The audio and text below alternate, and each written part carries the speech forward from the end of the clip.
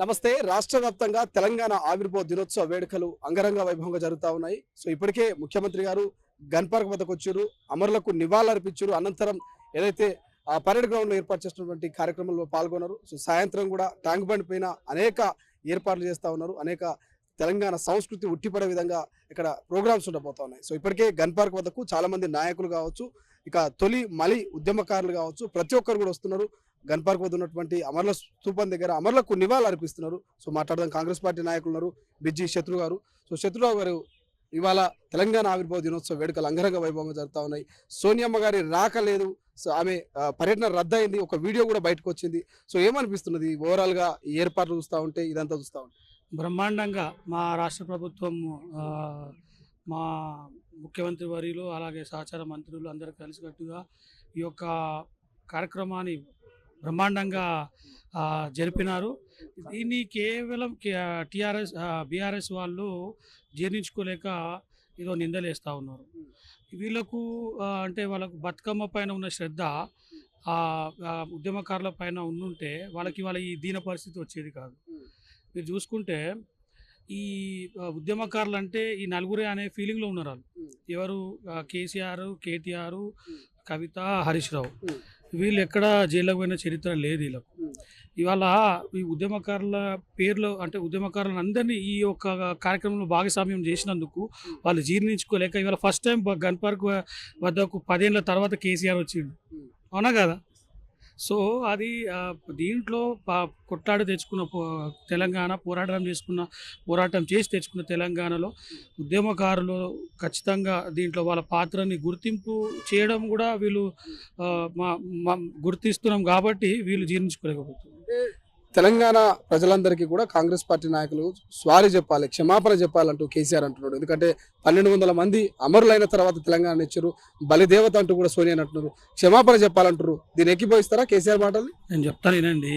వీళ్ళ నలుగురు, ఒక ఆయనకి వీళ్ళ అల్లునికి ఏమో పుల్లడవి దొరకలేదు. ఓకే, వీళ్ళు కాదు, వీళ్ళ చుట్టాల్లో కానీ లేదా వీళ్ళ దాంట్లో మెయిన్ లీడర్స్ ఎవరైనా కూడా ఎవరు అమరులు కాలేదు.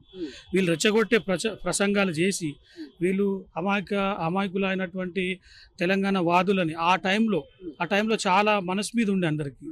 అటువంటి టైంలో రెచ్చగొట్టేసి వాళ్ళని ఆత్మహత్య చేసుకునేటట్టు ఉసగొల్పిన నేతలు ఈ నలుగురు. ఎవరు? కేసీఆర్, హరీష్ రావు. మీరు కేసీఆర్ ఒకరోజు గ్యాస్లో పోసుకుంటారు, కానీ ఆయన పుల్లడ ఇప్పటికీ దొరుకుతలేదు ఆయన.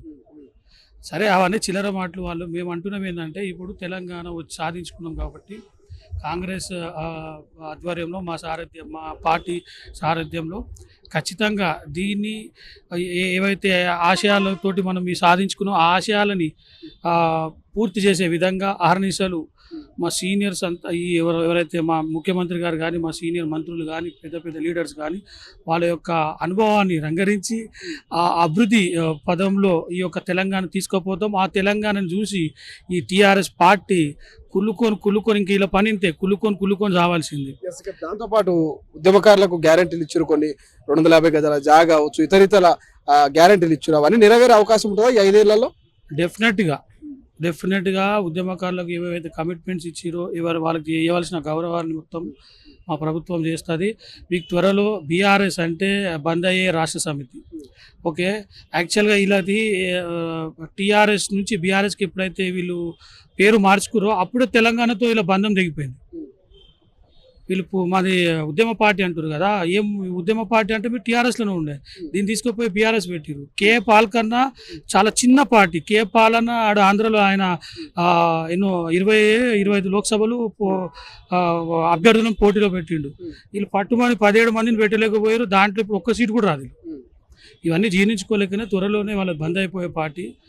So all the best KCR గారు. తొందరగానే బీఆర్ఎస్ని బంద్ చేసుకోవాలని, ఉద్యమకారుల ఉసురు దాకి మీరు కొట్టుకుపోతారని కోరుకుంటున్నారు. Thank you so much. So మొత్తం మీద ప్రతి ఒక్కరు కూడా అమరులకు నివాళులు అర్పిస్తున్నారు. సో అమరవీరుల కుటుంబాలకు కాంగ్రెస్ ప్రభుత్వం ఈ 5 ఏళ్లలో ఖచ్చితంగా ఇచ్చిన గ్యారెంటీలని కూడా నెరవేరుస్తుంది. ఖచ్చితంగా వాళ్ళ అండగా ఉంటుందంటూ కూడా కాంగ్రెస్ పార్టీ నాయకులు చెప్తున్నటువంటి పరిస్థితి. కెమెరా పర్సన్ అజయ్తో శ్రీశైలం, తొలి వెలుగు, హైదరాబాద్.